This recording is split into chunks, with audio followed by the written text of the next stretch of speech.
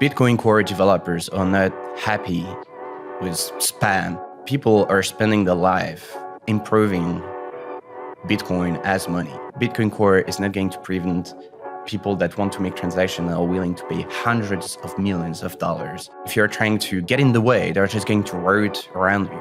That's how Bitcoin works in the first place, that's how we can avoid censorship in the first place. And it's going to be hindering actual censorship-resistant payments that we actually do not want to go down this path.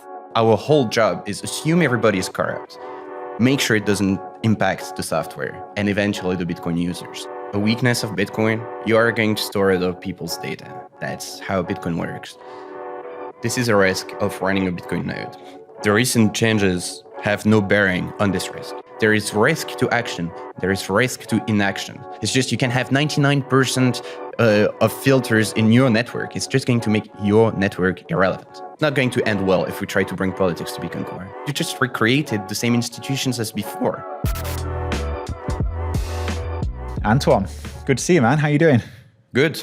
Good to be on the show. I'm excited for this one. It's become probably the most controversial thing in Bitcoin since the block size wars. Maybe. But I know you have a lot of views that you want to get out there. You've been frustrated. I mean, I've been frustrated with the way that this conversation's gone on Twitter. I think it's become just a tribal mess at this point. Yeah. But we should start, first time you've been on the show, do you want to just introduce yourself, tell everyone who you are and what you do?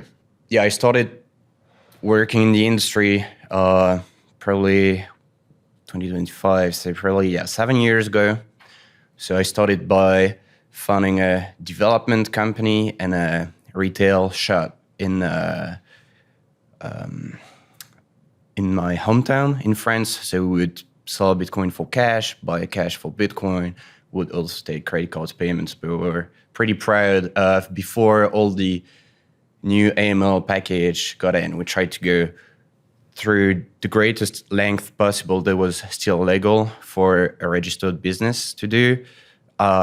Interesting experiences from doing this. Unfortunately, it didn't quite pay the bills.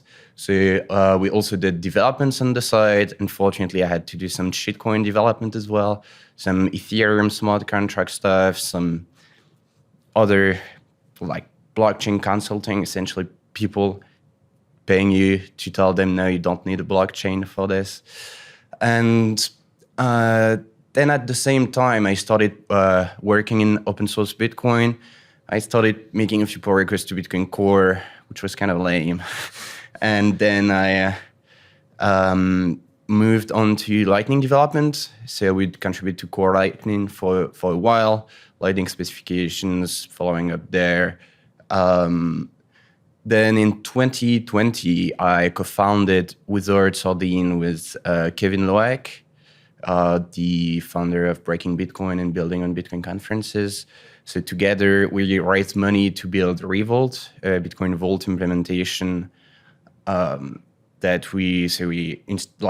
has been a lot of discussions around vaults and how we can do them, but it's always very hand wavy. We raise capital, people took risk on actually bringing this to market without requiring any Bitcoin soft fork. So our plan was, we don't want to put ourselves in a position of we need a soft fork for our company, and we wanted to explore how far we can get without a soft fork. We could go pretty far in testing some of the aspects of a vault that would be anyways there even if we had covenants. Some others, of course, would be better with covenants. So would this be using miniscript and things like that? Yeah, so that's another thing where I pivoted in my open source journey there. As the time as I was working on Revolt, I started contributing quite a bit to miniscript. Eventually, working on it, integrating it into Bitcoin Core, porting it to Taproot, and co-authoring the miniscript BIP.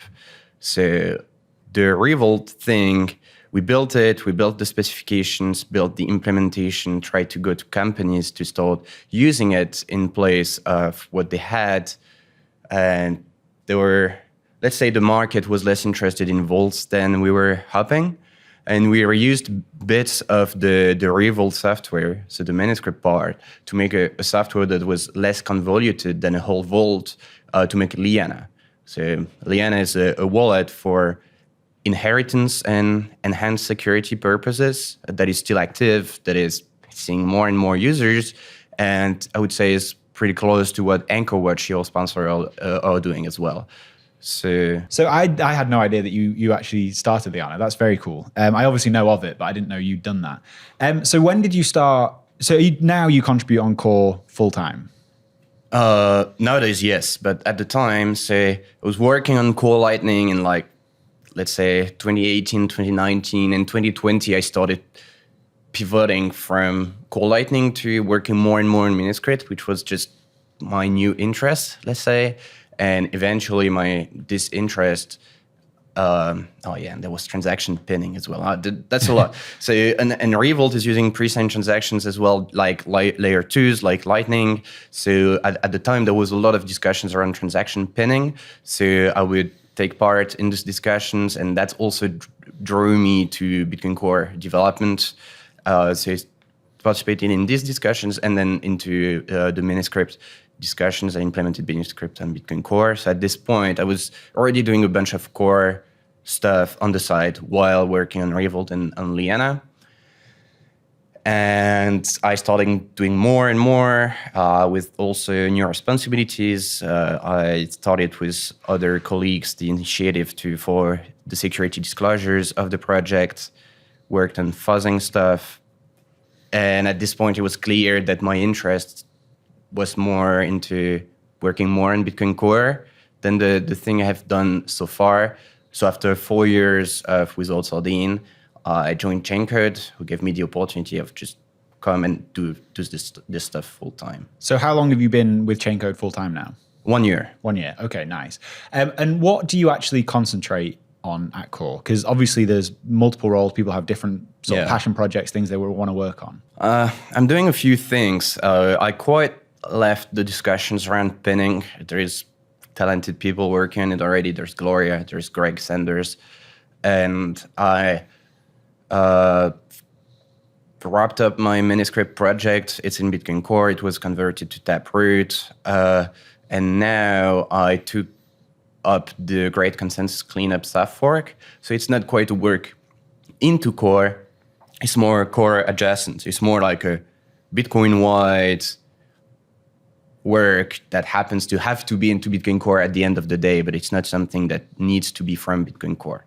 And so that would be the main thing I'm associated with, as well as the security disclosures and a bit of security research. So the Great Consensus Cleanup, is that the idea of making it a little bit more modular, getting rid of some of the sort of bugs in Bitcoin Core, that kind of thing? Yes. So that would be, there are a bunch of, let's say, vulnerabilities and other weaknesses in the Bitcoin consensus rules. For instance, there is one in the proof of work. The proof of work algorithm itself has a bug. This bug can enable attacks from miners. Nothing from what is being fixed in the Great Consensus Cleanup is existential to Bitcoin today. Mm-hmm. It's just a matter of you want to lower the risk of our decentralized money system could face actual critical bugs in the future. It's like low risk, high impact sort of thing. So you don't want to rush any fixes or any changes, but you do want on the long term to take the opportunities when there's not a lot going on to actually roll out the fixes. It's just like a long-term thinking kind of view. One of the things that keeps me up at night is the idea of a critical error with my Bitcoin cold storage. This is where AnchorWatch comes in. With AnchorWatch, your Bitcoin is insured with your own A+ rated Lloyd's of London insurance policy, and all Bitcoin is held in their time-locked multi-sig vaults. So you have the peace of mind knowing your Bitcoin is fully insured while not giving up custody. So whether you're worried about inheritance planning, wrench attacks, natural disasters, or just your own mistakes, you're fully protected by AnchorWatch. Rates for fully insured custody start as low as 0.55% and are available for individual and commercial customers located in the US. Speak to AnchorWatch today for a quote and for more details about your security options and coverage. Visit anchorwatch.com today. That is anchorwatch.com. Do you wish you could access cash without selling your Bitcoin? Well, Ledger makes that possible. Ledden are the global leader in Bitcoin-backed lending, and since 2018, they've issued over $9 billion in loans with a perfect record of protecting client assets. With Ledden, you get full custody loans with no credit checks, no monthly repayments, just easy access to dollars without selling a single sat. As of July 1st, Ledden is Bitcoin only, meaning they exclusively offer Bitcoin-backed loans with all collateral held by Ledden directly or their funding partners. Your Bitcoin is never lent out to generate interest. I recently took out a loan with Ledden, and the whole process couldn't have been easier. It took me less than 15 minutes to go through the application, and in just a few hours I had the dollars in my account. It was super smooth. So if you need cash but you don't want to sell Bitcoin, head over to ledden.io/WBD and you'll get 0.25% off your first loan. That's ledn.io/WBD. Bitcoin is absolutely ripping, and in every bull market, there's always a new wave of investors, and with it, a flood of new companies, new products, and new promises. But if you've been around long enough, you've seen how this story ends for a lot of them. Some cut corners, take risks with your money, or just disappear. That's why when it comes to buying Bitcoin, the only exchange I recommend is River. They deeply care about doing things right for their clients and are built to last with security and transparency at their core.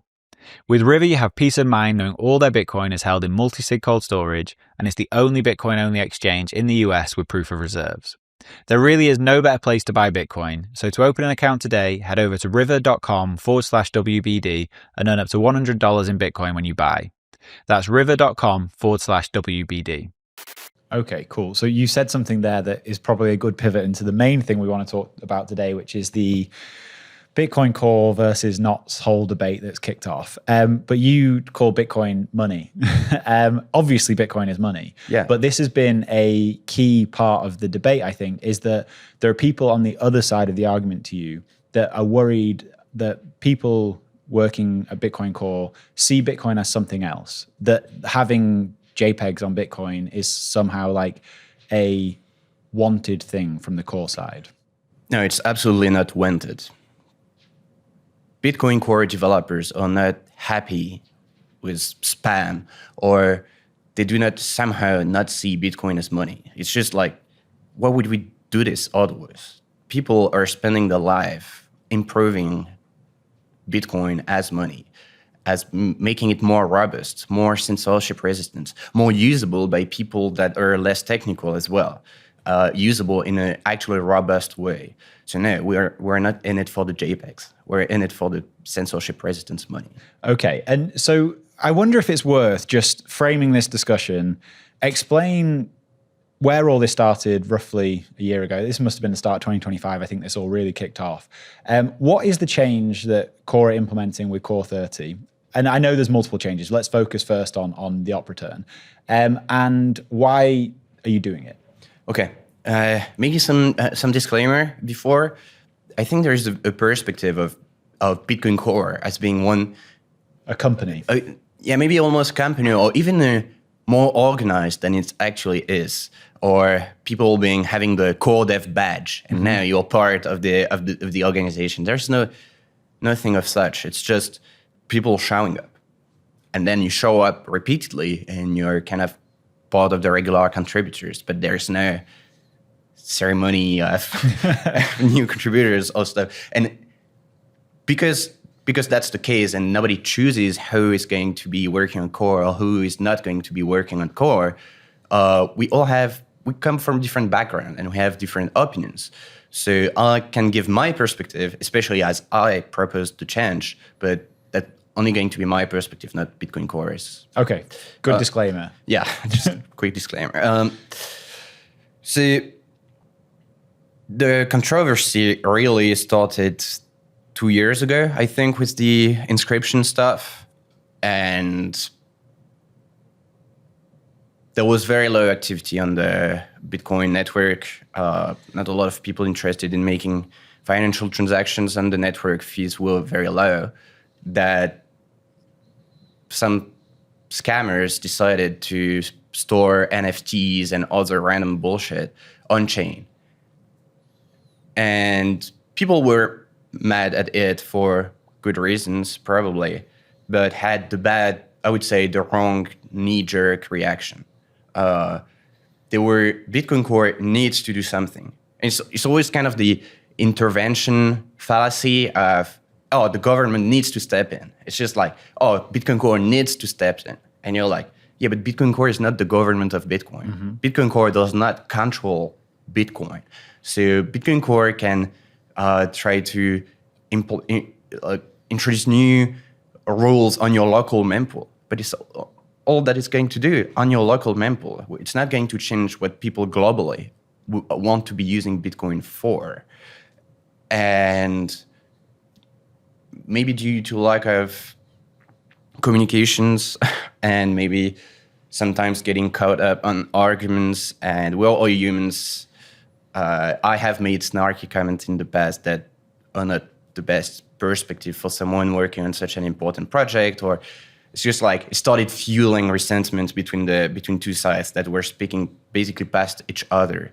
And this died down for a bit with, on the one hand, people that were convinced that a lot of the past rules that we had, such as the up return limits, are completely obsolete now, because people can just store 4 times as much data for 4 times cheaper rate. Let's say the fee per byte that you're going to pay with inscriptions is 4 times less than with up return. Because it's going in the witness. Because it's going to witness data. And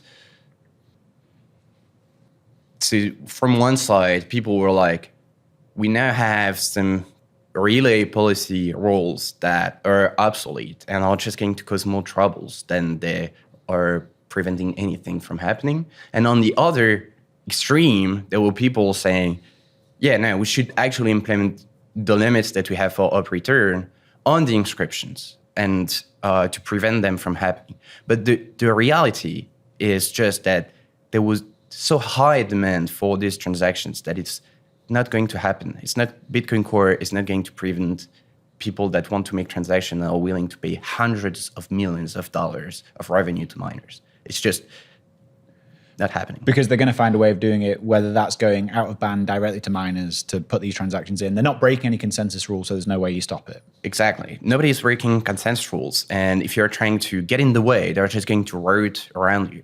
That's how Bitcoin works in the first place, that how we can avoid censorship in the first place. Not to call preventing scams from happening on chain being censorship itself, but that's the same mechanism that we use for censorship of actual payments. Mm-hmm. So they can just reuse this mechanism. And if we try to prevent this mechanism, then it's going to be hindering actual censorship-resistant payments that we actually do not want to go down this path.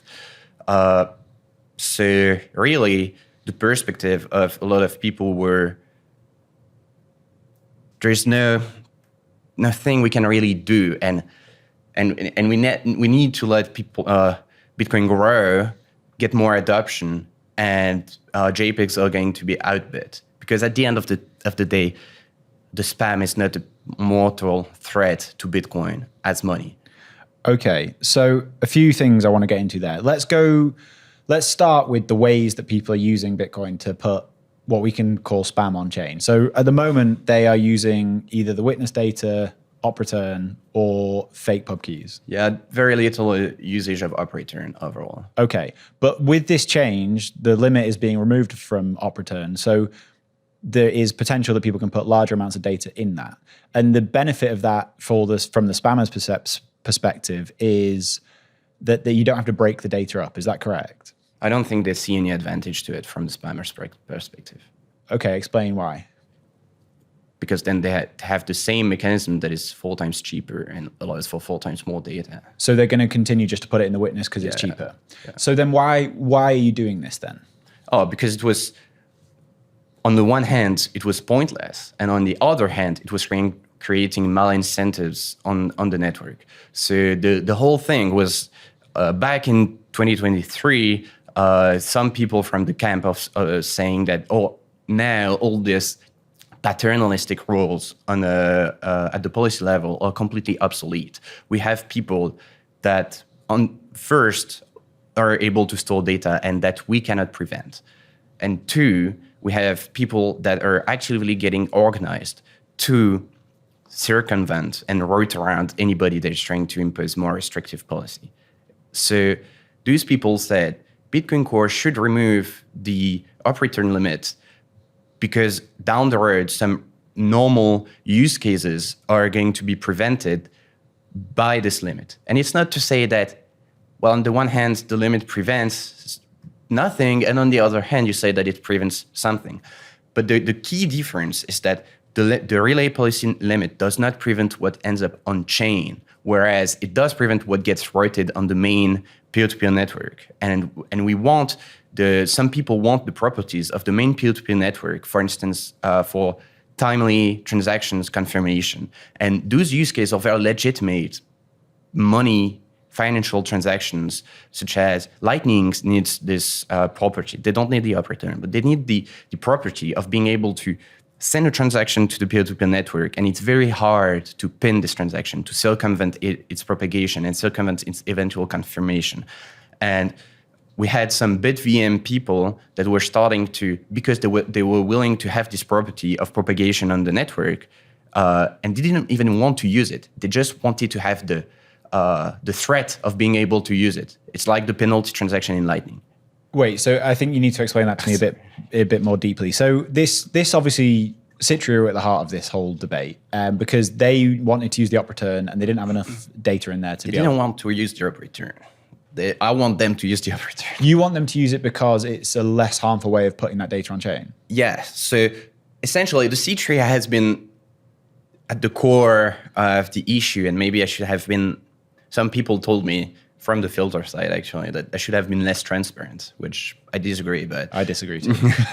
But it's just the Citria, from first principle, the op return limit was obsolete for the past 3 years.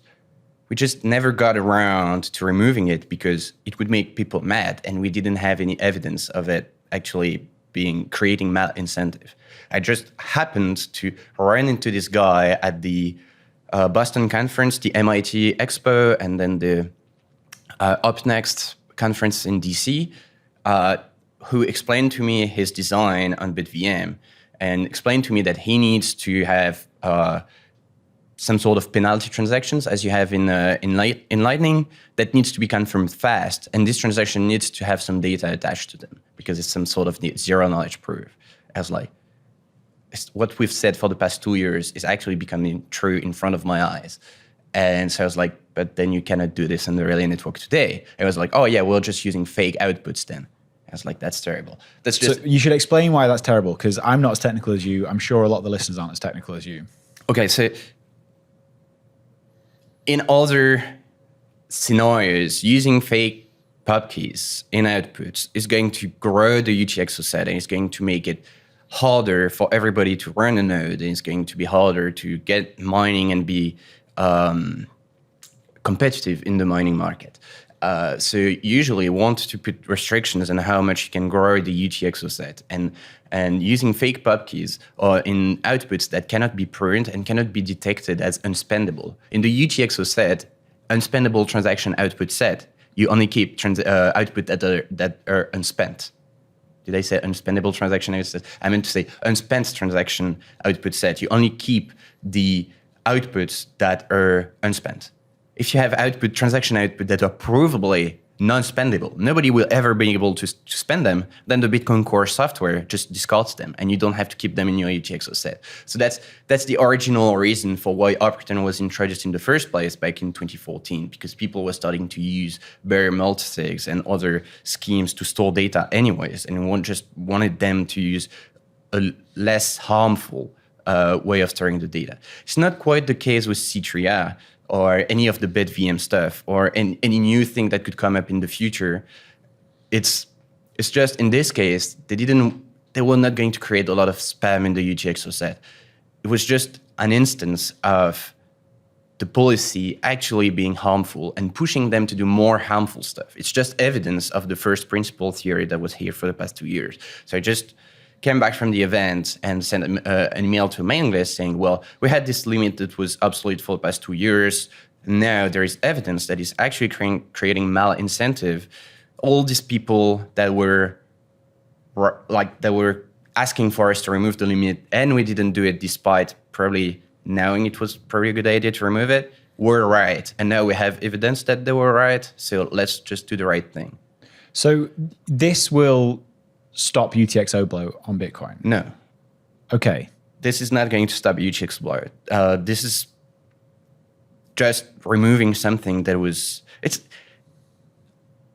I'm kind of the opinion of it's really not a big deal. A lot of people are taking this position of like, either way, it's not a big deal. I'm not on the core camp or I'm not on the filter camp because it's not going to make a big difference either ways. The spammers will continue to use the inscriptions. It's 4 times more data, 4 times cheaper. The people that want to spam the UTXO set can always do it.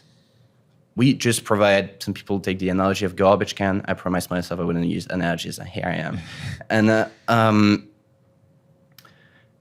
And we have that, but we cannot coerce them into using actually the garbage can.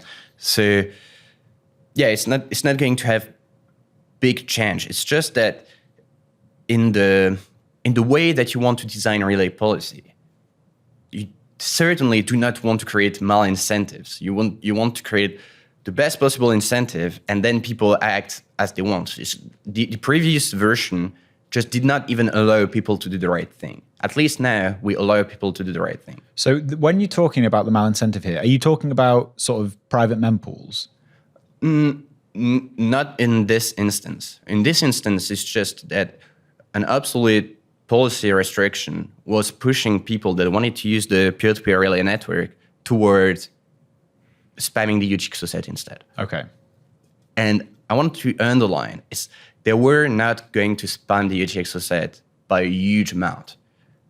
But it's still, that's why some people misunderstand the point as being, oh, they are going to spam the UTXO set, we need to do something. It's not we need to do something and we are in a reaction. It's just that from first principle, we want to design the relay policy right. And we should have done it 2 years ago. We didn't do the right thing 2 years ago. Now it's the second best time to do the right thing. Okay. So I think it'd be worth going through some of the key arguments from the not side and get your take on them. So I think one of the big issues that people have is the idea of not being able to control these settings on their own node. So Core are going to remove the ability to configure this yourself? No. Is that not set as deprecated though? Not anymore. Not anymore. Okay. So we set it as deprecated initially, but in the face of, in my opinion, for wrong reasons, of people wanting to use this setting, we just said, all right, we mark it as deprecated, but what does it mean even? Are we really going to get rid of this setting in the near future? It's like, are we going to get rid of it in the next version? Not really. People are using it. In 1 year, in 2 years, maybe people have it in the bitcoin.conf and the default of sticky. And on the other hand, what does it get us to get rid of it? It's just like marginally less code to maintain, which I'm all for. I wish we could get rid of the code. I'm just doing with now the new circumstances are there's no way that we are going to get rid of this option in the near future. Therefore, it was technically incorrect to say that it was deprecated. It was not. It was just going to linger as deprecated for 5 versions or 6 versions or whatnot. We had one of these settings actually. The RPC user and RPC password have been deprecated for 10 years. And because so many people use them, we just undeprecated them after 10 years and just gave up. Okay. So, but do you not think that it should be up to the person running the node to set these settings? Yeah, at the end of the day, people have the agency of running whatever software they want. They have ultimate control on what transactions they are going to relay or not have a mempool at all. But I guess it's just an argument how do you want to design the best Bitcoin software possible? Certainly, it's not going to be having every tweak possible on every relay policy setting. I can tell you, there is hundreds of them, hundreds of configurations you could have. At the end of the day, you're using Bitcoin Core because you think that the Bitcoin Core developers outside of the consensus rules are making good decisions about what is good for end users, what is good for big relay nodes and big economical nodes, and what is good for miners to be able to join the mining market. So that's why they're deferring their decision to Bitcoin developers that are expert on this tiny topic. And they always have the choice to go elsewhere and use another software, or use a previous version, or use one version with a tiny bit of code changed. And we cannot maintain a setting for everything. It's just insane. It's bad software development. So my take is that we shouldn't have this setting in the first place. They make no sense. But since we have it now, we need to deal with it. And people want to use it, so we will leave the setting. And like you say, people can go and run whatever software they want. And we've seen that happen. Like Knots has grown massively over the last year. I think by some accounts, they're 20+% of nodes. I know those numbers are correct numbers. I get that because people can just spin up 10 in their bedroom or whatever. Do you have actually any idea what the sort of number of actual economic nodes are running Knots? I don't have an idea, but I don't want to minimize it either. I talked with a lot of people that were concerned by the situation, a lot of people that were maybe not quite on board with Luke, who is a character of his own, to say the least, but just wanted to switch implementation in protest to Bitcoin Core. I think it's due to a misunderstanding, but I understand it, and it's real. I think we shouldn't view it as like, oh, these people are not real, or oh, it's all bots on Twitter. No, it's not all bots. There are real people that were concerned. For sure. And you see that, like, we were at PubKey last night, and it was a conversation about this. And there's people in the room who are clearly on the not side. Like, this is a real growing set of users who are choosing to move away from Core. Is that an issue in any way? Like, Core has always been the reference implementation. It's kind of like it's been the sort of source of truth, as it were. If Knots or any other implementation grows to a larger degree, does that ever become an issue for the network? Knots itself has a much lower risk of being consensus inconsistent with Bitcoin Core. So I'd much rather see people run Knots than at scale than alternative implementations from scratch. Because it's just a fork of Core with however many changes.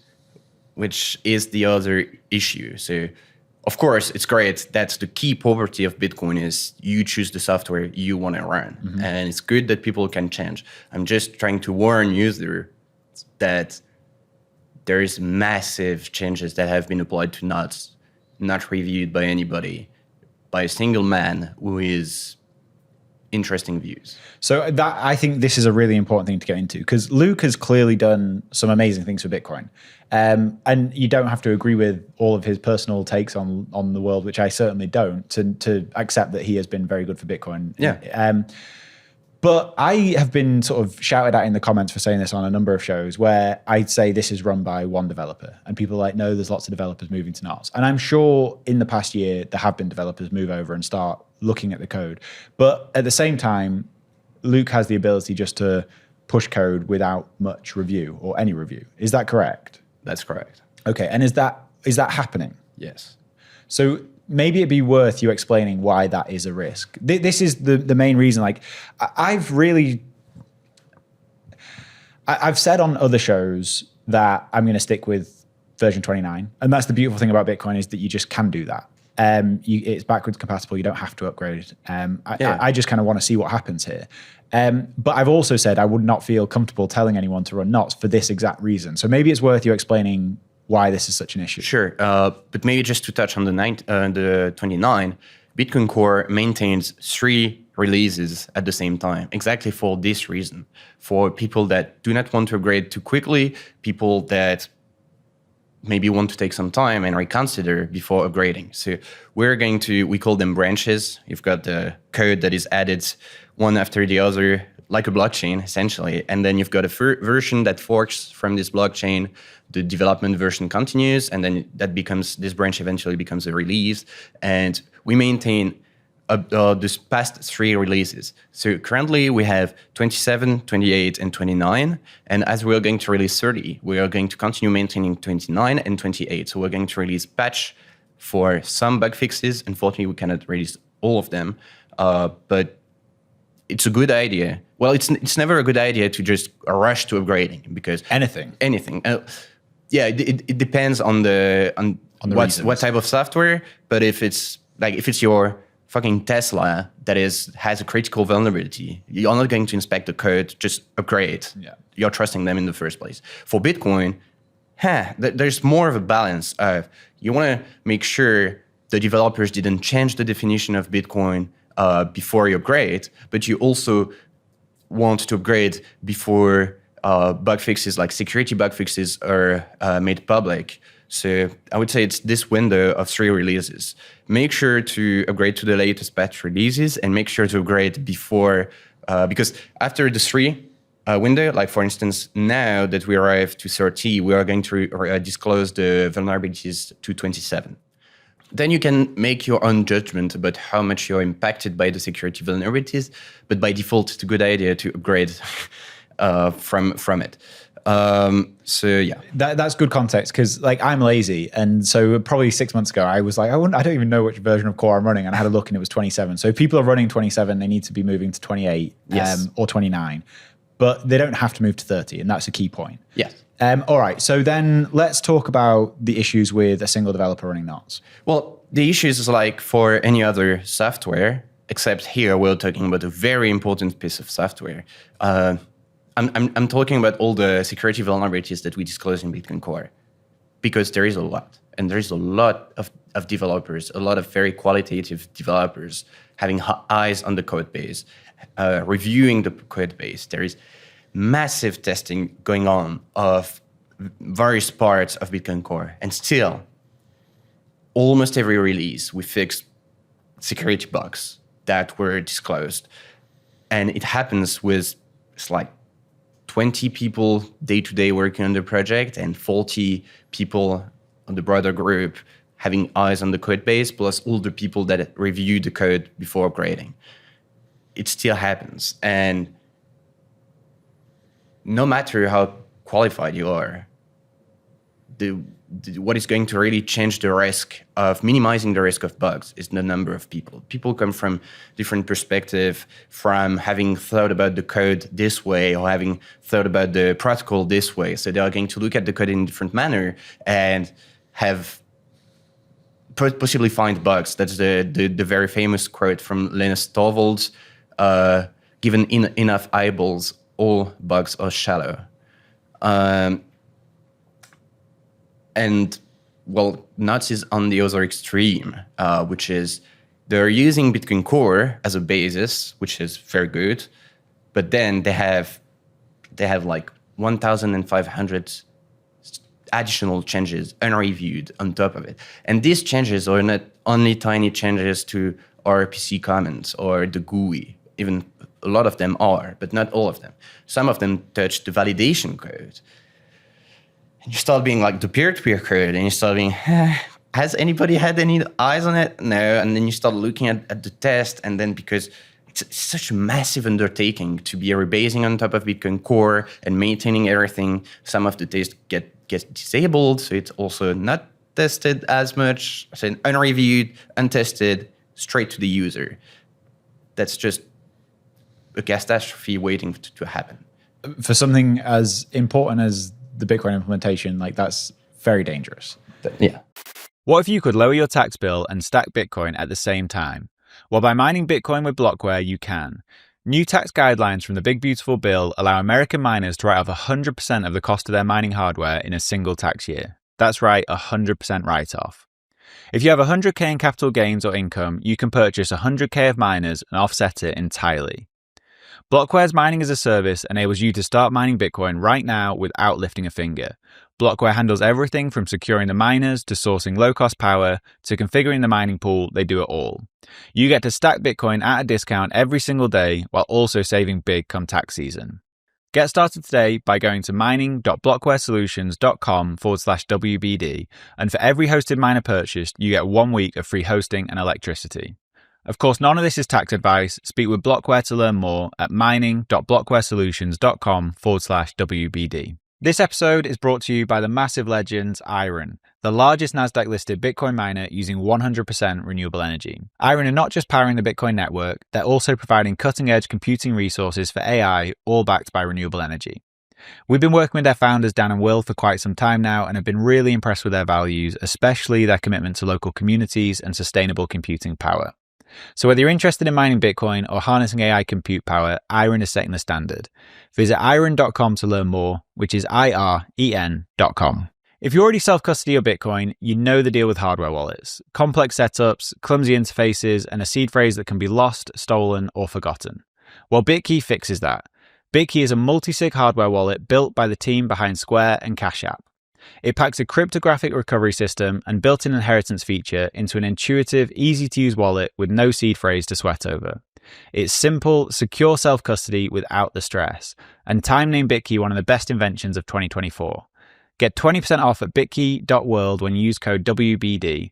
That's bitkey.world and use code WBD. Maybe we should talk again. One of the talking points coming out of the Not side is that Luke has somehow been sort of ostracized from the conversation in the core team. Maybe it's worth giving the kind of history of Luke working with core, how that's evolved and what the situation is right now. Well, I think it's unchanged, really. Mm-hmm. I think the accusation of ostracization are unfounded. That's not true. I think it's really one of the things about the decision process of how Bitcoin Core makes changes. Whether your code is coming from a pseudonym, from someone well-known, or from someone with ideologies that you strongly disagree with, such as me with Luke, for instance. We look at the code, and if the code is good, the code is included. If the code is bad, the code is refused. And that's what happens with Luke. Luke has never been a major contributor in terms of volume. He's always been fairly sporadic. He was running his business. He was running Elegius pool at the very beginning. He was doing some stuff. And he's contributed a bunch, but it was also sometimes some very far-fetched projects that did not attract a lot of attentions from other developers. And if you cannot attract attention of other developers, your thing is going to go nowhere. Because in Bitcoin Core, we have standards of review, no code merged. But a lot of his code was merged because he was reviewed and it was good. And it still happens today. Just the other month, as Luke was insulting me on Twitter, he made a pull request that made sense. So I just watched out the code and I was like, code is good. I acted, the pull request was merged, and it's actually being shipped in 30, I think. Okay, so maybe I'm trying to think of the best place to go from here. Maybe it's worth talking about how policy change is handled within core as opposed to sort of consensus changes, because this is a really important distinction and something that I've seen misconstrued on Twitter. So like policy change does obviously does not require broad consensus from Bitcoiners. This is something that is decided by the core team and core maintainers. Is that correct?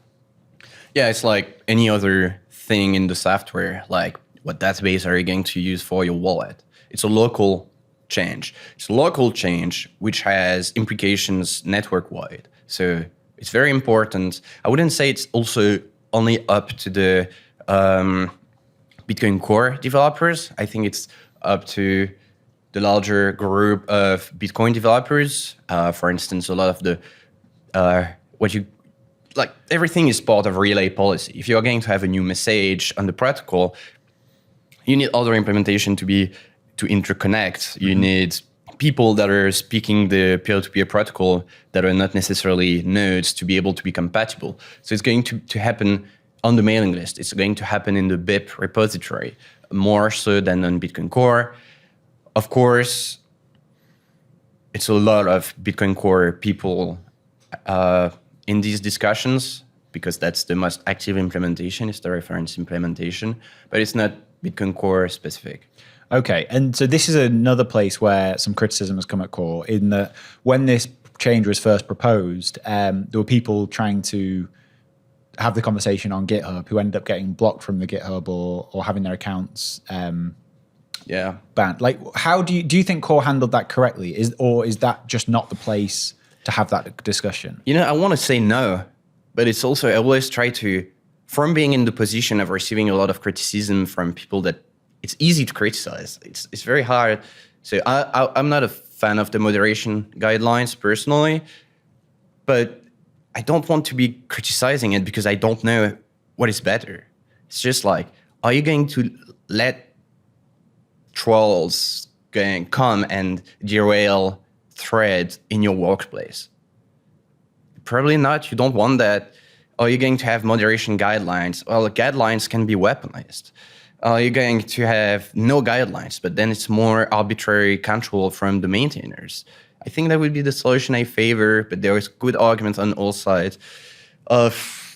So I think Core could have handled it differently, but I don't know what could have been done better. I think a few people, it's also, all the intervention was very mild. It was dramatized on Twitter and everything. I've got banned from Bitcoin. Some people were muted for 24 hours. Not the end of the world. So I think when I spoke to Mechanic on the podcast nearly 6 months ago now, I'm quite sure he said, okay, that's fair. Maybe it's not the place to have the conversation. I could be misremembering that, but I think he did. All right, so then let's get on to the next big one, which I had Samson Mao on the podcast recently. I know you listened to that one. And one of the things that he said, which I found a little surprising, was that he thought Core has essentially become corrupted in some way, and that there were going to be kind of whistleblowers that would come out and tell the story. Do you want to, I don't even exactly know how to phrase the question to you, but do you want to respond to that as an idea? As an idea, it's just wrong framing. It's always the things of, if someone comes to you with an accusation and they always frame it with a way where you say yes or you say no, you're incriminating yourself either way. It's like, have you stopped beating your wife? You say yes, you imply that you actually did it. You say no, you are continuing to do it. So no, Core is not corrupt in the sense that I think corruption for Core would be that we do not put the best interest of the Bitcoin users first, that the way the decision process relies more on politics, or you have the right view, the right ideology, therefore we're going to merge your code. That's what I would call corruption, and there's nothing of such happening in Bitcoin Core. Now, I cannot quite reassure you of everyone is a saint in Bitcoin Core. I don't know everybody personally that work in Core. After all, we are all pretty paranoid around, I don't know what the other guy that is opening this pull request, his real motives is. That's our job. Our whole job is assume everybody is corrupt. Make sure it doesn't impact the software and eventually the Bitcoin users. So no, Core is not corrupt, but I will continue acting as if it was. Okay, I think you touched on something there that's another important point for you to address, is that there's also accusations that, and this kind of comes back to the corruption side, that there's something ideologically wrong in Core, that Core want Bitcoin to be this Ethereum-like thing and it's becoming woke, is like a common thing that you see on Twitter. Yeah, it's exactly the same framing as before. It's like, oh, have you stopped painting your hair blue? It's like, yeah, no, it's not true. It's not true. People overreacted to a few changes in the past from people that were stopped. For instance, the block list, allow list thing of people that were like,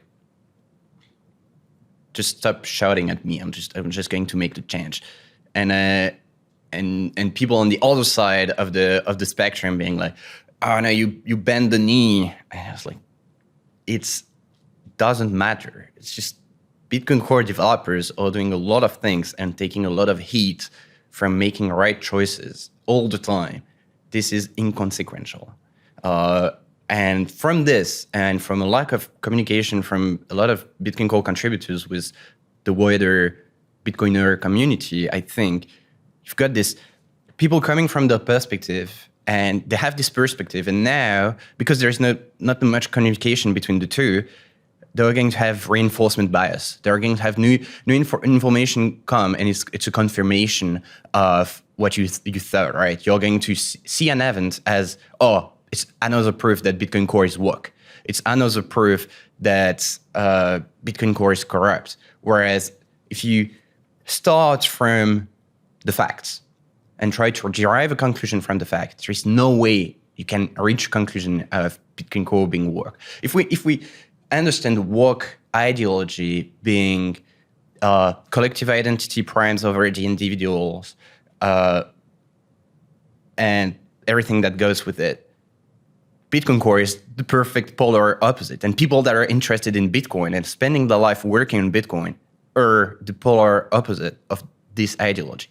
And interestingly, it's an ideology that I see being pushed more, not by all people or filter people, but I see there is some recuperation being done by some influential people from the people being angry at Bitcoin Core, they smell blood in the water, and they're trying to do recuperation, which I think is pretty damaging. And I will be honest, I think Samson Moe is doing this, trying to infiltrate politics into Bitcoin Core. So it's just like, you've got Bitcoin Core that is extremely neutral, changes are made, no matter your ideology, and sometimes it's hard. Like Luke's ideology is terrible in my opinion.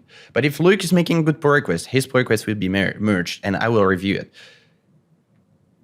And this is the standard of Bitcoin Core. And people make the accusation of something neutral, oh, it's politicized, to actually bring their own politics on top of it. And I think it's not going to end well if we try to bring politics to Bitcoin Core. So when you say the other side is showing some of these like ideas of wokeism, is that like essentially cancel culture is what you're seeing? Yeah, cancel culture is part of it, but it doesn't end there, right? Wokeism is going to justify violence against individuals, not because of their actions, but because of the actions of other people. It's collective responsibility, essentially. So other people that share your identity did this to me, therefore you are going to suffer. And I think it's terribly wrong, obviously, but you really see it, and not from the other side. I don't want to characterize everybody that is discontent with Bitcoin Core at the moment as pushing this narrative, but it's definitely one narrative that I see being evolving. As the narrative evolves, it's getting more and more into this. And actually, Bitcoin Core is not a piece of software that we choose to use and we form the Bitcoin network. Actually, Bitcoin Core is in control of Bitcoin Core. It's kind of the Bcash arguments, right? And the maintainers of Bitcoin Core, therefore, are kind of the philosopher kings of the Bitcoin network. If it was the case, Bitcoin has no interest whatsoever. You just recreated the same institutions as before. So this is obviously nonsense. This is dangerous because then it can be used to justify coercions around against developers, because you start by assigning collective identities. We are the users. They are the developers. Obviously mutually exclusive. The developers cannot be users of Bitcoin now. And they are responsible. And we need to have power. They create a power structure. They attack the power structure and they say, there is the power. We need to have some control of the power. They need to represent us. It's just like, what does this hand? Do they want Bitcoin to be a democracy? It's just, I don't know. So I think it's nonsense. I think we need to stick to Bitcoin Core, working on rough consensus, objective technical facts, and leave the ideology and the social work outside of the decision for the software. All right, let's talk about one of the most controversial bits. In, I don't know, the last few months, this conversation around illegal or just inappropriate content being put on Bitcoin, and particularly the illegal stuff being a risk vector for Bitcoin, because if you're running a node, this stuff is on your node, you are then subject to like the laws.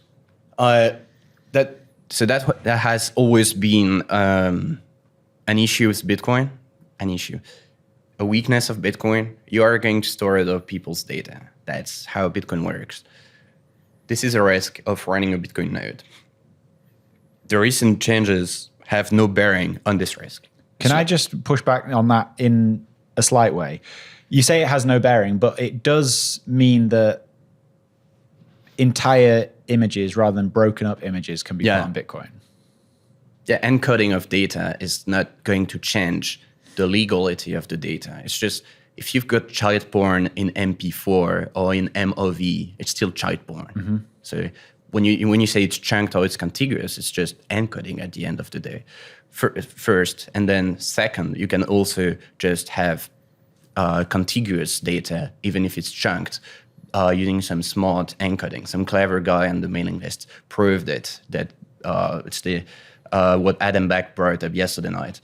Some guy put a penguin image in an inscription, and you can see if you try to just use it, it's contiguous, it's just going to have tiny red dot in the middle that you don't even see. So this contiguous thing, it does not make any sense at all. And I think it's kind of concerning because there is no way, there's maybe ways, but it would surely damage Bitcoin's utility to address Bitcoin nodes storing potentially illegal data. And it's not something that developers can really fix. It's not something that developers are going to make worse. But we are going to make it worse by trying to create a narrative around this. And it comes exactly at the right time. It's like this shift in CSAM narrative I took a step back. I was like, we have seen all these attacks on developers. People sometimes don't realize what are our primary concerns as developers. If you ask anyone in the room here at Chaincode, probably one of the main concerns is going, I don't want to end in jail. They have been after developers working on privacy stuff. Privacy stuff is enabled at the core by Bitcoin. And even if the new administration is maybe more favorable to Bitcoin stuff, they are going to be more favorable to the economy boosts, maybe to the digital gold narrative. But they're not going to be favorable to anti-KYC. The KYC, they're not going to be favorable to. They've proven that, like these cases, while brought up like in the previous administration, like the Samurai devs are being charged under the Trump administration. Yes, and that's very, very concerning. And so I was like, is this shift in narrative trying to get us to incriminate ourselves? Is it? Well, are they trying to, because at the same time they were like, debate me. Do they want me to go on a podcast and say on the mic that it's what we do or something? But at the end of the day, I think people are not evil, unless you have strong evidence that they are. But you shouldn't just assume that they are evil. I think it's just a lack of perspective. Again, from these two, we're going in parallel and with very little communication between open source developers and the wider group of Bitcoiners. And I think they don't realize how important to us and scary to us. I think some of them are. Some of them try to call for legal attacks on developers. These people are just evil. They know that we have been attacked in the past by fucking clowns. What is it going to be if we are attacked by actual real people? Mm-hmm. So is this really a problem without a solution and just one of the consequences of cypherpunk software? Yeah. The storage of data that is illegal. Fortunately, it's not like the law is completely retarded on the subject either. It seems, not legal advice, but it seems that the law around illegal material is whether you're trying to view it, were you trying to download it for the purpose of viewing it, which is not in the case of Bitcoin. It's just spammers. Obviously, like spam transactions are trying to carve out some ways of inserting data into transactions. So it's pretty obvious it's not the purpose of our software. So I think there would be a very strong case for a net runner to protect himself in court, but it's not a given. It's like if you're very, very concerned about this stuff. Is your only answer really just you can't run a node then? Yeah. Yeah. Okay. Let's talk more deeply about filters. Start with a broad question. Do they work? Do they work for what? To stop spam transactions. They don't work to stop spam transaction entirely. They don't work to stop spam transactions to any realistic extent. They can work to prevent bootstrapping use cases. For instance, you could make a case that if inscriptions were non-standard to start with, maybe this use case would have never been bootstrapped. And if it was never bootstrapped, then there would have been no incentive for miners to change the policy, and there would have been no hype around it and so many fees paying the miners. So you could make this argument. But once miners have chosen to put some transaction in their block, and people are willing to pay them for doing so, you need to change consensus rules or deal with it. Do you think this does end in a fork and there is... No. You don't think so? Again, the spam is not an existential threat to Bitcoin. I think there is a lot of dramatization of the topic. But once we get to speak about actual consequential actions, such as a fork, it gives a very strong incentive to people to actually look for objective information, to be more rational. Whereas now, people have no strong incentive to be rational. They can just yell on Twitter. It's a new vibe, so you can grow your Twitter account by just taking dig at core devs.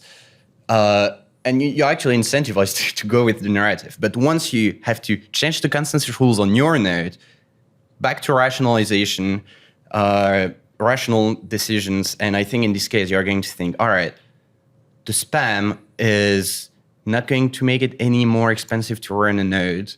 The spam is not going to change much for me, except insofar as in the long run, it outbids financial transactions. But if you Which I can't see happening. If you think, yeah, so either you can't see happening, and if it happens, if in 2 decades, financial transactions can't outbid fucking JPEGs, then what's Bitcoin done? Yes, exactly. Yeah, 100%. I agree with that for sure.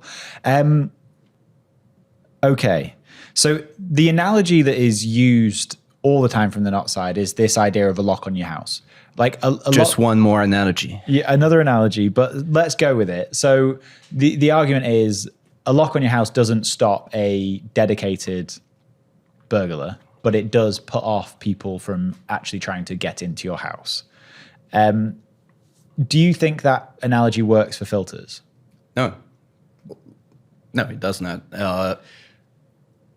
Filters is also kind of newspeak. It's just local relay policy rules. Mm-hmm. So you can stop relaying things for other people, but it's not going to prevent them from having them in blocks, and you are going to keep accepting the blocks. Really, the lock on your door is closer to a consensus rule, if we want to have the analogy. But analogies are terrible when we want to actually understand a subject. Because we're talking about specifics here. It's because analogies are useful when you try to communicate to a large audience and you just assume the audience is going to give you like 1% of the brain time. Think about the analogy and be like, oh yeah, it makes sense. And you're going to win them over. For anybody that cares about it, actually, like probably your listeners care deeply about this topic. I care deeply about this topic. So I think we need to refrain from using analogies in this case because it's just going to reframe the problem into another problem. And then we can discuss this as other problem, but it's not the one we're talking about in the first place. Yeah, okay. And so like I think probably a concrete example of why filters don't stop these transactions from propagating the network is the sub 1 sat per vbyte mining fees. Yeah. So like we saw those start happening in the last few months, and I would guess that 99+% of nodes were not relaying those transactions. So you have to assume that NOTS needs to get to 99% of node implementations to actually allow the filters to work. Is that correct?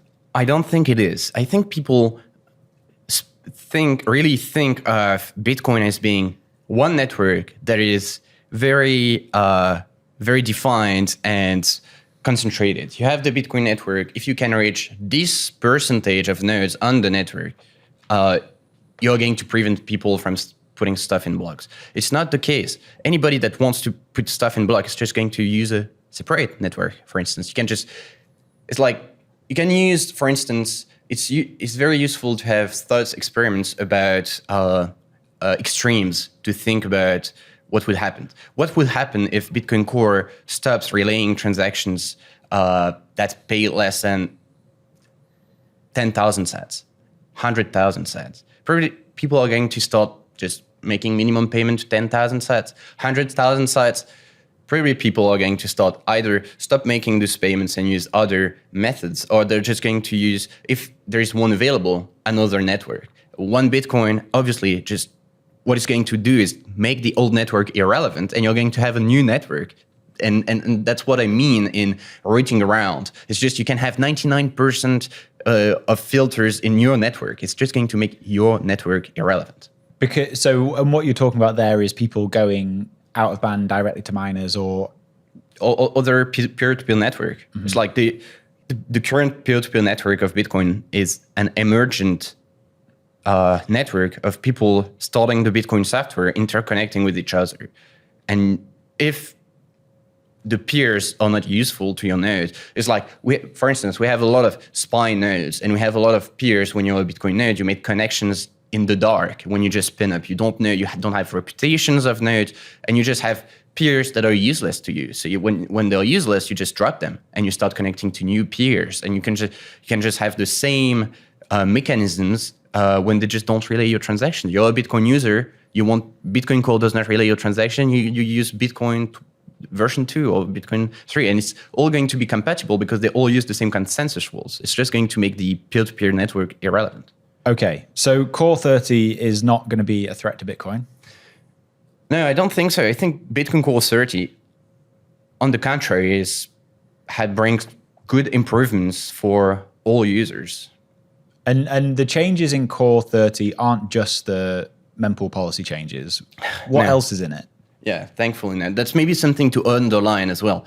I'm here talking about this topic. I've been out there on Twitter because it was initially my proposal, and I care about people not having misconceptions about stuff. So I was like talking with people that are oftentimes pretty aggressive toward us on Twitter, trying to correct people. So I've been very associated with this change, but it's not the main thing I've done. I didn't even make the change myself. I just made the proposal, defended the proposal on the technical circle. Took a while. Eventually it got pull requested. Then it took a while, and now we're finally releasing it. But during all this time, I'm doing what I do more, which is work on the security issues that get reported to us, try to find more security bugs myself to report to the group, work on my B54 for consensus cleanup. I've been helping with the Covenant stuff as well. With Greg Sanders, we have a new proposal called Template Hash that is another way to achieve the functionalities offered by CTV that we believe is better, and that is currently under discussion whether it's better or it's not. So we do a lot of stuff. That's a very tiny part of what we do. So did you ask what else is in Core 30? Okay, so I would need to see the release notes, but I can go through off the top of my head. Or anything that's like particularly interesting to you that's happening. So one thing is the package relay made robust. So what I mean by this is that in previous iteration of Bitcoin Core, there was work on package relay, which is making the transaction relay network more usable for Lightning. So a second version of Lightning commitment transactions, the transactions that build the Lightning channels. Currently, they have a lot of inefficiencies and more probability to force close and more complexity associated with them because of limitations on the Bitcoin network and the Bitcoin transaction relay network, not the consensus rules. And one proposal to improve this was package relay along with Truck, if people have heard of it, TRUC, and ephemeral anchor and ephemeral dust. That's a whole package of what I call the mempool guys, which is Gloria, Greg Sanders, and to a lesser extent, Suhas and Peter.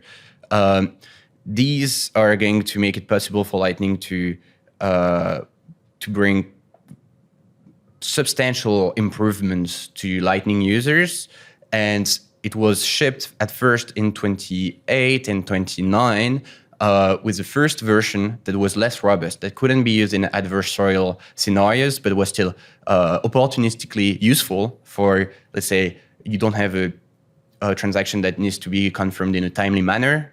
It's not security critical, like your wallet, an on-chain wallet, or you can start using these features.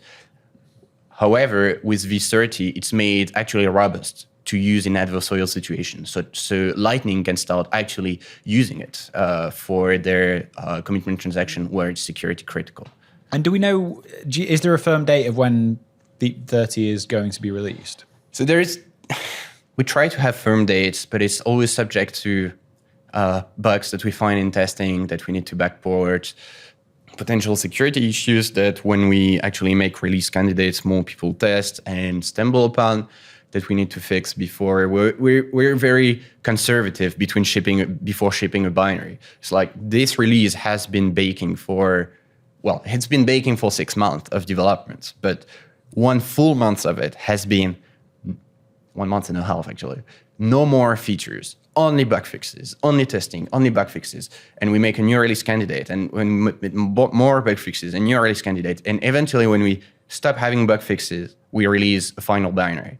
So the actual release date depends on the duration for which we don't find bugs at the very end. But what we target right now is the 10th of October. Mm-hmm. So very close. Very close.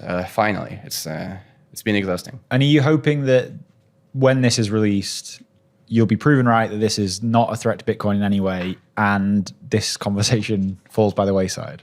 Yeah, I hope that a lot of people that were caught up in the fear mongering realized that it was just fear mongering, and hold people that were spreading this FUD responsible, or not responsible, accountable. Mm-hmm. It's like, this guy's been spreading bullshit for 6 months.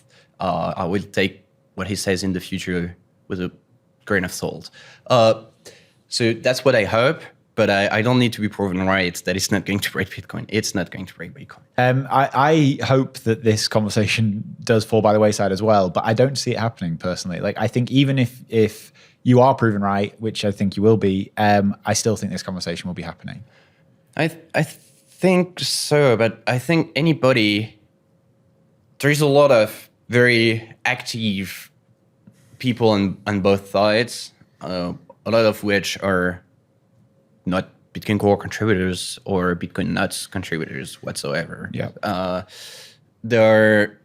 And these people will still be engaging on Twitter, growing their accounts, and you get the dopamine hit. It's just like you reach to your tribe on Twitter, you troll the other side. So that's continuing to evolve, but I don't think it's going to be reaching anybody reasonable whatsoever after they've been proven wrong. It's like very clearly.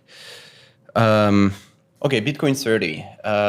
What else? Oh, the NAT traversal maybe. So historically, Bitcoin Core shipped with a protocol called UPnP, which is used for nodes that are at home, that are listening. You've got your node at home that is listening for connections, but because it's behind your router acts as a firewall. So it makes it impossible for people outside to connect to your node, and you have to open ports on your node. It's like probably a lot of your listeners are going to be familiar with open port 8333 on your router and directed to your node.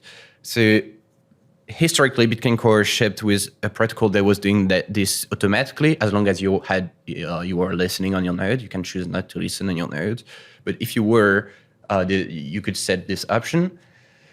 Unfortunately, this protocol was fairly insecure in itself. It was using unadvisable protocol messages, and encoding was using XML.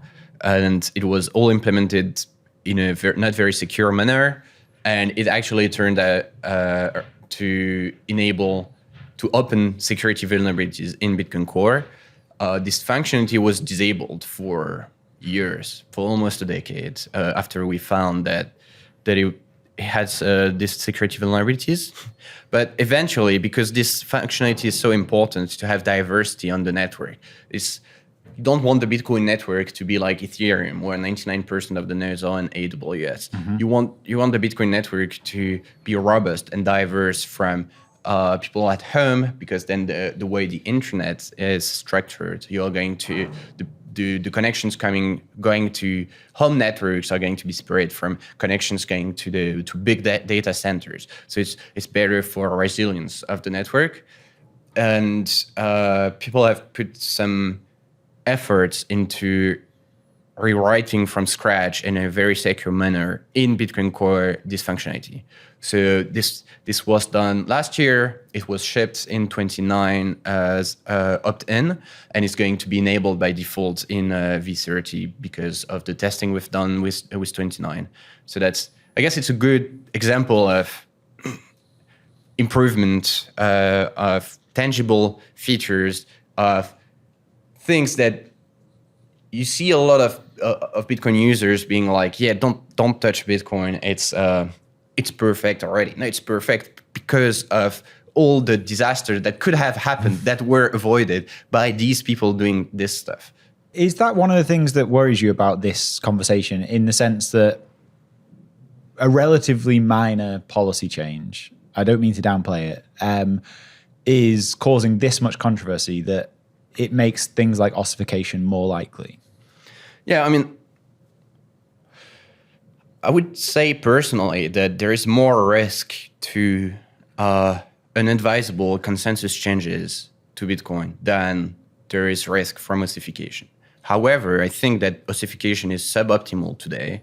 Because there are known bugs in core. Yeah, there's known bugs in the Bitcoin consensus rules, what I'm working on, but there is also very good optimization we could make of features like Lightning, and bringing new features at the scripting level to enable more scalability in Bitcoin, more privacy-preserving protocols, and having more flexibility for this layer 2 protocol designers to find the right trade-off with Bitcoin users.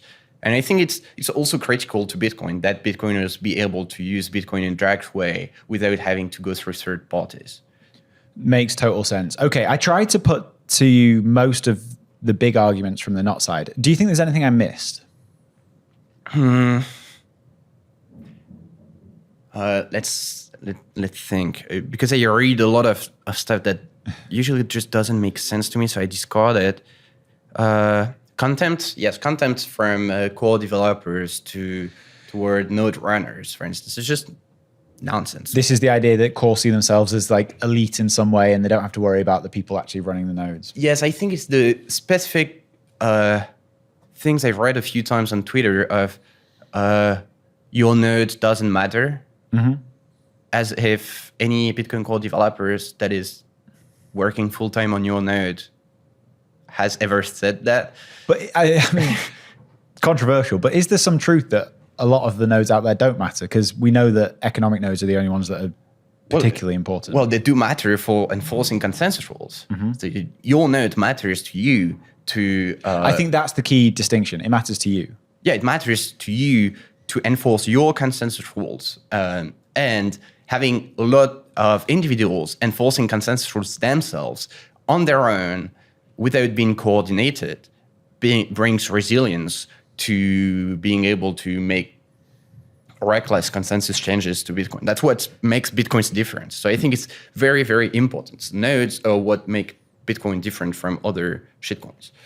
I think, I heard Adam say this, or maybe it was not Adam, maybe it was someone else, but that your node matters to you for consensus rules. Like, consensus rules are decided by node runners. What gets into block, the mining policy, relay policy, is decided by miners, by design of Bitcoin. And I think it's a good way to put it. Your node matters, but just you cannot decide what miners are going to put inside the blocks as long as the consensus is valid. Yes. Okay. Before we close out, anything else that you think we've missed in this? Because I want to make sure that we address all the big issues that are being thrown up from the not side of this debate. Yeah, I feel like we could talk more about what Bitcoin Core is doing and the narrative of the Bitcoin is perfect, because I think a lot of what the fear mongering was hinging on was that a lot of people have been onboarded in the past 3 or 4 years, and they were told repeatedly that Bitcoin was perfect already. And that from this perspective, I can totally understand how they would think that, sure, you have reasons to tweak some knobs on stuff, but why would you even try to do this, developers? Just don't touch anything, and it's not worth the risk. But the reality is that it's really this perspective of, I've got a friend of mine that told me, when I hang out with Bitcoiners, they're all so overconfident about Bitcoin. And when I hang out with the developers that see all the risk there is and all the things that get fixed at the last minute for the network to continue operating, they're all underconfident about the network. The truth is probably in the middle. The network is resilient by itself. Even if you don't upgrade for a few years, it's probably going to be fine, but it's going to be severely suboptimal. Bitcoin is not perfect yet. We still have, I think, at least a few consensus changes to